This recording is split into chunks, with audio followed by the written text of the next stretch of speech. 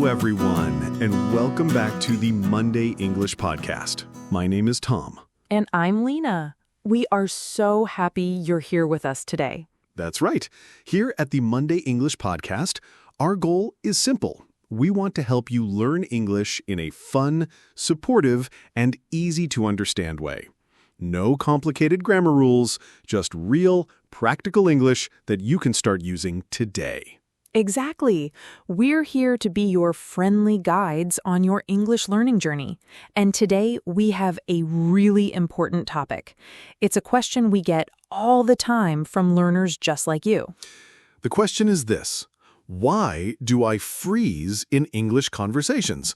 I know the words, I know the grammar, but when someone asks me a question, my mind goes blank. Why can't I react naturally? It's such a common feeling, isn't it? That moment of panic. You feel like you should be able to answer, but you just can't find the words. It's frustrating, but don't worry. You are not alone. Not at all. And the good news is, there are clear reasons why this happens. And even better, there are simple things you can do to fix it. That's what we are going to talk about in today's episode.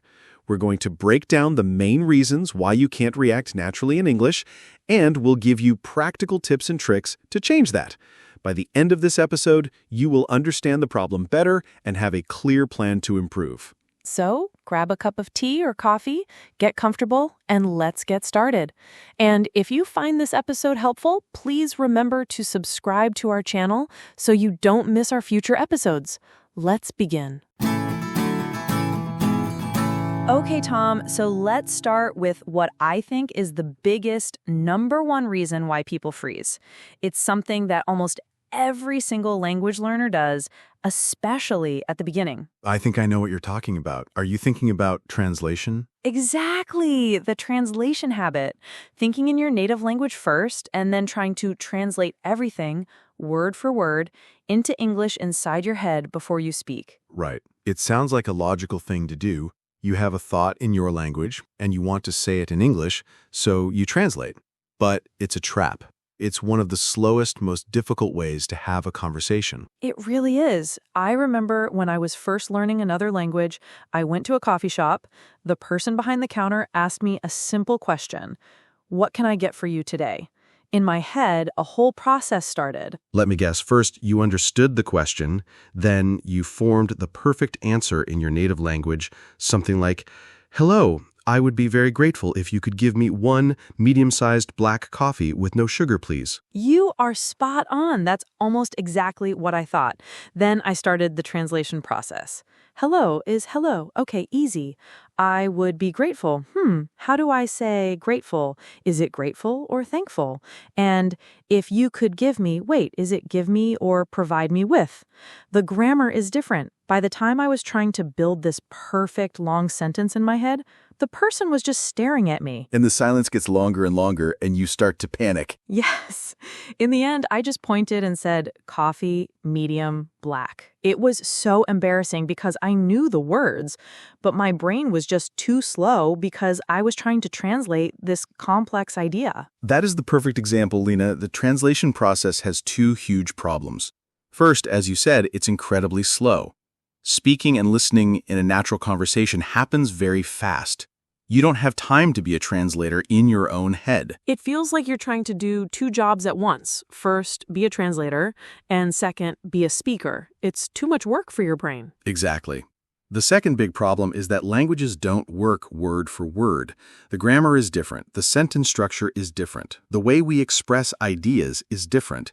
So when you translate directly, your English often sounds very unnatural and strange. Right. A sentence that is perfectly polite and normal in your language might sound a little weird in English if you translate it directly. For example, in many languages, it's common to say something that translates to "give me the menu," but in English, that can sound a little rude. It's more natural to say, "Could I see the menu, please?" A great point. So the direct translation makes you slow and can make you sound unnatural.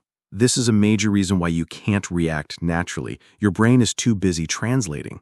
So Lena, what's the solution? How do we stop doing this? The solution is simple to understand, but it takes practice. You need to start thinking directly in English. Now that sounds scary to a beginner. Think in English, but I only know 100 words. Of course, you don't start by thinking about complex topics like philosophy or politics in English. You start very, very small. The goal is to build a new habit. So what does that look like? Give me a practical example. Okay, let's say you are at home. You are sitting on your sofa. Instead of thinking in your native language, just look around and think in simple English. This is a sofa. The wall is white. I am sitting. I feel tired. So you're not trying to have a deep conversation with yourself. You are just naming things and describing simple actions and feelings. Precisely. When you wake up in the morning, think, it is morning. I need to get up. I am hungry. I want coffee. Simple subject, verb, object sentences. I love that. It connects the English words directly to the objects and ideas in your world. It cuts out the middleman, which is your native language. So instead of seeing your bed and thinking the word in your language and then translating it to bed, you just see it and the English word bed comes to your mind. That is the goal. You are building a direct connection. Another great tip is to change the language on your phone to English. You will learn words like settings, messages, call, calendar very quickly because you see them every day. That's a fantastic idea. It forces you to interact with English in a real practical way. So the first big step to reacting more naturally is to break the translation habit. You do this by starting to think in very simple English about the world around you. Yes, it will feel strange at first, but after a few weeks, you will notice a change. When you want to say something simple, the English will be there, ready for you. You won't have to search for it through translation. This is a foundational skill, and breaking this one bad habit will make all the other steps we're going to talk about so much easier. It's true. So that's our first big point. Stop translating. Start thinking in simple English. But of course, even if you stop translating, there is another big emotional problem that stops people. Ah, yes, the feeling of panic itself. Let's talk about that next. Okay, Lena, so we've talked about the translation habit, but let's talk about the feeling, the pure emotion that happens in a conversation. I'm talking about fear, the fear of making mistakes. Oh, this one is huge. It's a powerful feeling. Someone asks you a question, and even if you know the answer, your heart starts beating faster, your palms get sweaty, and your mind just goes completely blank. It's like a computer that suddenly shuts down. That's a perfect description. We call that freezing up. And it happens because you are afraid. What are you afraid of? You're afraid of looking stupid. You're afraid of saying the wrong word. You're afraid of using the wrong grammar. You're afraid of pronouncing a word incorrectly. All of those things. It's the fear of being judged. You think that the other person is going to think, wow, this person's English is terrible. And that fear is paralyzing. It stops you from even trying to speak. I remember a student I once taught. Her name was Maria. Her reading and writing skills were excellent. She could understand almost everything. But in class, when I asked her a direct question, she would just look at me with wide eyes and say nothing. She would blush and look down. Poor Maria. I think many listeners can relate to that feeling. Absolutely. So one day after class, I talked to her privately. I asked her, Maria, I know you understand the questions. What's happening in that moment? And she told me, Tom, in my head, I have 3 or 4 possible ways to answer, but I am so worried about choosing the wrong one. I worry about the grammar. Is it in the weekend or on the weekend? Is it I go or I went? I think about all these rules and I get so confused and scared that I just decide it's safer to say nothing. Wow. So her knowledge was actually working against her. She was so focused on being perfect that she couldn't be practical. Exactly. She was focused on perfection, not communication. And that is the key difference. The goal of a conversation is not to pass a grammar test. The goal of a conversation is to connect with another person and share an idea. That's such an important mindset shift. We need to tell ourselves, it's okay to make mistakes. Let me say that again because it's so important. It is okay to make mistakes. It is more than okay, it is necessary. Nobody, not a single person on this planet, has ever learned a language without making thousands of mistakes. Mistakes are proof that you are trying. They are part of the process. Think about a small child learning to walk. Does the child stand up and walk perfectly on the first try? No. The child falls down a lot. But we don't say, "Oh, what a stupid baby, it can't walk." We say, "Good job, try again." We need to be that kind to ourselves. That is a beautiful analogy, Lena. We need to be our own biggest supporters, not our own biggest critics. Here's a secret for all our listeners. Native English speakers make mistakes all the time. All the time. We use the wrong word, we start a sentence and forget how to finish it, we use incorrect grammar, but we don't care. We just correct ourselves and move on, or the other person understands what we mean anyway from the context. Let's give a practical example. Let's say someone asks you, "What did you do last weekend?" Maria's brain was worried about the perfect answer. "On Saturday, I went to the park with my friends and we had a lovely picnic." That's a great sentence, but it takes a lot of mental energy to build. Right, and while you're building it, the silence grows. So, what's a good enough answer? An answer that focuses on communication, not perfection. You could say, "Weekend, park. With friends, good time." Is that grammatically perfect? No. But does it communicate the idea?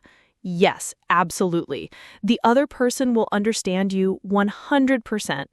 And they will probably respond, "Oh, you went to the park with your friends. That sounds nice." And now you are in a conversation. You are in a conversation. That is the most important part. You broke the silence. You communicated. Communication is the goal, not perfection. So the practical solution here is to change your goal. Tell yourself, my goal for this conversation is to communicate my idea, not to be perfect.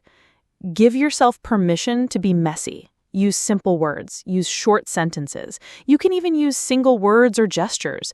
It doesn't matter as long as you are communicating. So let's review this part. The second reason you freeze is fear of making mistakes. The solution is to change your mindset.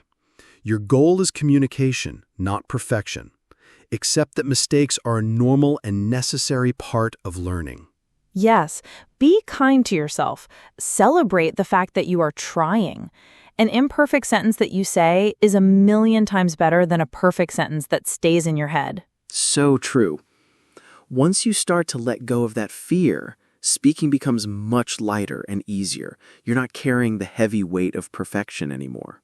Exactly. And when you're not afraid to speak, you can start using some really powerful tools that make speaking and reacting even faster and more natural. And that brings us to our next point. Okay, so we've talked about breaking the translation habit and overcoming the fear of mistakes. Now, let's talk about a secret weapon that native speakers use all the time, often without even thinking about it. Ooh, a secret weapon. I like the sound of that. What is it? It's the idea of learning and using chunks of language instead of single individual words. Ah, chunks. This is such a game changer. Can you explain what a chunk is for our listeners who might not have heard this term before? Of course. A chunk is a group of words that are very often used together. They're like ready-made phrases or formulas. For example, "How are you doing?" is a chunk. Native speakers don't think, "How are you doing?" as 4 separate words. We think of it as one single unit of meaning. That's a great way to put it. It's like a single block. Other examples could be, "Nice to meet you," or "What do you think about?" or "On the other hand." Exactly. Our brains are full of these chunks. When we speak, we're not building every sentence from scratch, word by word, like you build something with small Lego bricks.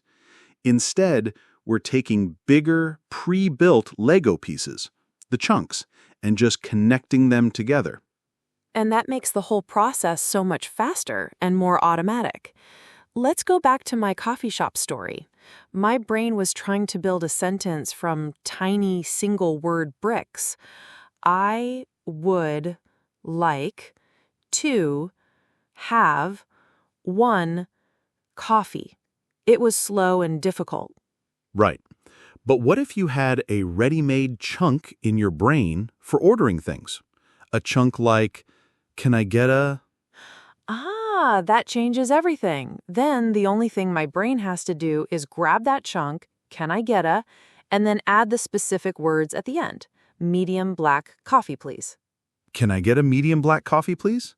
It's fast, it's natural, it's grammatically correct, and it takes very little mental energy. You didn't have to think about grammar rules like would like to have or anything else. You just used the formula. This is why native speakers can speak so quickly. They aren't magical language geniuses. They just have a huge mental library of these chunks that they can pull from instantly. So, for a learner, the lesson is clear. Don't just learn single vocabulary words. Learn the chunks that those words live in. Can you give some more examples, Tom? Maybe for different situations? Absolutely. Let's think about giving your opinion. Instead of just learning the word think, learn the whole chunk. I think that, or in my opinion, or the way I see it. So if someone asks, what do you think about the new movie? Instead of struggling to start a sentence, you can immediately pull out a chunk. Well, in my opinion, it was a little boring. Perfect. It gives you a confident, natural way to start your sentence, which gives your brain a little extra time to think about what you want to say next. How about agreeing with someone? Instead of just yes, you could learn chunks like, that's a great point, or I completely agree, or you're absolutely right. And for disagreeing politely, instead of a direct no or you're wrong, which can sound a bit strong. You could use chunks like, I see what you mean, but, or I'm not so sure about that, or that's an interesting perspective. However, See how useful these are? They're the social glue of conversation. They help the conversation flow smoothly. When you use them, you sound more natural and fluent, even if your vocabulary for the main topic is still simple. so how can our listeners start learning chunks? The best way is to pay attention when you listen to English. When you're listening to this podcast or watching a movie or listening to a song, don't just listen for individual words you don't know. Listen for the phrases that people use over and over again. So when you hear a phrase like, by the way, which we use to introduce a new topic, you should write down the whole phrase, not just the word way. Exactly. Keep a special notebook for chunks. When you learn a new word, like important, don't just write important. Look up how it's used and write down a chunk, like it's important to remember that. That's a brilliant tip. So you're not just learning words, you're learning how to use them in a real sentence. Yes. And then you need to practice them. Say them out loud. Try to make your own sentences using the chunks. For example, if you learn, I'm looking forward to, you can practice by saying, I'm looking forward to the weekend. I'm looking forward to my vacation. I'm looking forward to seeing my friends. This makes so much sense. It connects directly to our first point about not translating. When you have these English chunks in your head, you don't need to translate from your native language. You already have a natural-sounding English phrase ready to go. It all connects. Breaking the translation habit, overcoming fear, and learning in chunks. These three things work together to help you react more naturally. You stop translating, you're not afraid to speak, and you have the right tools, the chunks, to build your sentences quickly and easily. It's like you're building a toolkit for conversation. Every chunk you learn is a new tool you can use. A perfect summary, Lena, but there's one more piece of the puzzle. You can have all the right tools, but if you can't understand what the other person is saying in the first place, you still can't have a conversation. That's true. The conversation is a two-way street. That brings us to our next part, the critical role of listening. All right, we've covered some really important internal factors. Your mindset, your habits, and the tools you use, like chunks. But a conversation isn't just about you talking. It's 50% talking and 50% listening.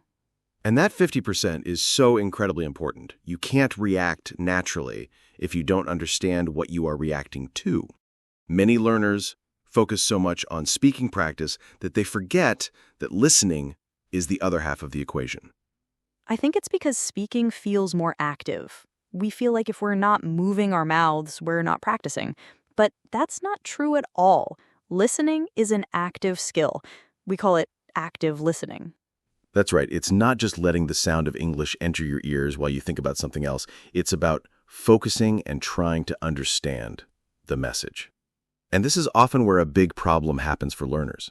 The English they learn in textbooks is not the same as the English they hear in real life. Can you explain that difference, Tom? What makes real spoken English so difficult to understand sometimes? There are a few key things. First, speed. People talk fast, much faster than the speakers on a typical language learning CD. For sure. And second, connected speech. We don't say every word clearly and separately. We link words together. For example, we don't say, "What are you doing?" with a space between each word. We say it like one long word. What are you doing? Exactly. Or, I am going to go becomes, I'm going to go. This is called a reduction. And there are also contractions like do not becoming don't, or it is becoming it's. Real spoken English is full of these shortcuts. If you are only used to slow, perfectly pronounced textbook English, real conversation can sound like a completely different language. It really can. It's a shock. You think, I studied for years. Why can't I understand this simple sentence? It's because you weren't trained to listen for real English. So the inability to react naturally is often just an inability to understand quickly and confidently. You're not freezing because you don't know what to say. You're freezing because you're still trying to figure out what the other person just said. You're thinking, what was that word? Did they say can or can't? Yes, that little moment of confusion or hesitation is enough to break the flow of the conversation. By the time you understand the question, the moment has passed and you feel stressed. So the solution is obvious, but it's work. You have to practice listening to real English every single day. Every day, even just for a little while. Consistency is more important than duration. 15 minutes of focused listening every day is much better than 2 hours on a Sunday. I agree 100%. So what are some good ways for A1 to B2 learners to practice listening? Watching Hollywood movies with fast dialogue might be too difficult and discouraging. That's a good point. You need to find material that is at the right level for you. We call this comprehensible input. It should be challenging, but not impossible. You should be able to understand maybe 70 to 80% of it. So what are some good sources? Well, podcasts designed for English learners, like this one, are a great start. We speak clearly, and the topics are designed to be helpful. A good suggestion. What else? Children's TV shows or cartoons can be fantastic. Shows made for kids between 5 and 10 years old use simpler vocabulary and the characters speak more slowly and clearly. Something like Peppa Pig or Arthur can be great for beginners. Don't be embarrassed to watch kids shows. They are an amazing resource. The stories are simple, there's a lot of repetition, and the visuals help you understand what's happening. Another great resource is listening to songs in English.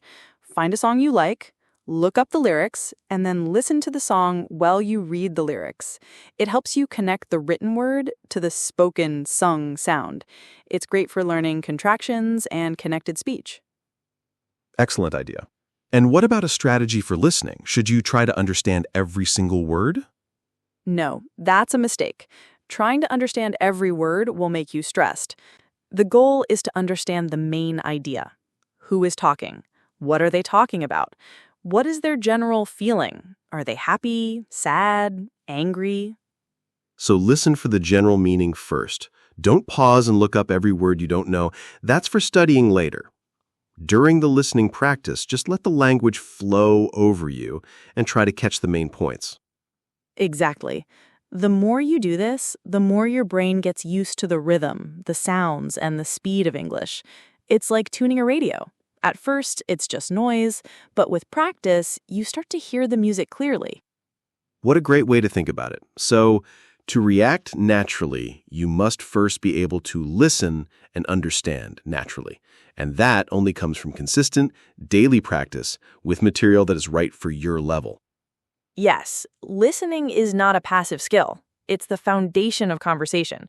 If you improve your listening, you will find it much, much easier to react in time because your brain isn't spending all its energy just trying to understand the question. Perfect. So we have our 4 main pillars now. Stop translating, overcome fear, learn in chunks, and practice active listening. That's a lot of information. In our final part, let's put it all together into a simple, actionable plan that our listeners can start using today. Okay, so we have discussed a lot of ideas today. We've talked about the 4 main reasons you might freeze in a conversation and how to fix them. Let's do a quick recap and then put it all together. Sounds good. So the first big reason was the translation habit, thinking in your native language first. The solution is to start thinking in very simple English about the world around you. The second reason was the fear of making mistakes. The solution here is a mindset shift. Your goal is communication, not perfection. It is okay to make mistakes. Be kind to yourself. The third reason was not having the right tools.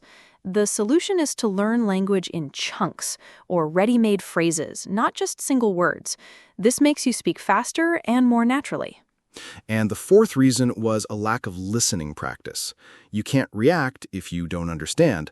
The solution is daily active listening to level appropriate materials, like podcasts for learners or kid shows. So knowing all this is great, but how can someone put this into a daily or weekly routine? Let's create a simple action plan. I love it. Let's call it the Natural Reaction Action Plan. Step 1 is all about mindset. Every time you are about to speak English, take a deep breath and tell yourself, my goal is to communicate. Mistakes are okay. Step 1, set your intention. I like that. What's step 2? Step 2 is your daily think in English time, just for 5 minutes a day, while you make your coffee or on your way to work. Just describe what you see and do in very simple English sentences. I am walking. I see a blue car. The sun is shining. 5 minutes is very achievable. Step 3? Step 3 is your chunk of the day. Every day, learn one new useful chunk. Not a word, a chunk. It could be, could you tell me? Or I'm looking forward to. Write it down and try to use it once or twice during the day, even if you just say it to yourself. I love that. One new tool for your toolkit every day. That's over 30 new tools in a month. What's the final step? The final step, step 4, is your daily listening practice. 15 minutes. Put on a podcast like this one or a simple cartoon. Don't stress about understanding every word. Just listen for the main idea. Make it a habit, like brushing your teeth. So to review the action plan, set your mindset. Communication, not perfection. Think in simple English for 5 minutes. Learn one new chunk a day. Listen for 15 minutes a day. That's it. It's simple, it's consistent, and it addresses all the problems we talked about today. If you follow this plan, you are not just learning English, you are training your brain to react naturally. It won't happen overnight, but you will see progress. Before we finish, let's quickly go over a couple of the useful words and phrases we used in this episode. Tom, you use the phrase to freeze up. Right. To freeze up means to become unable to move or speak because of fear or nervousness. Like when I asked my student a question, she would freeze up. And I use the term mindset shift. A mindset is your way of thinking, your attitude. A mindset shift is a change in your way of thinking. So we talked about shifting your mindset from perfection to communication. And of course, the most important word of the day was chunk. A chunk of language is a group of words that are commonly used together, like a phrase. We really hope this episode has been helpful for you. Remember, the journey to natural conversation is a marathon, not a sprint. Be patient and be consistent. You can do this. Every small step you take is a victory. Thank you so much for spending your time with us today on the Monday English Podcast. If you enjoyed this episode or have your own story about freezing up in a conversation, please leave us a comment. We love hearing from you. And don't forget to subscribe to our channel so you can join us again next Monday. Until then, keep practicing, be kind to yourself, and have a wonderful week. Bye for now.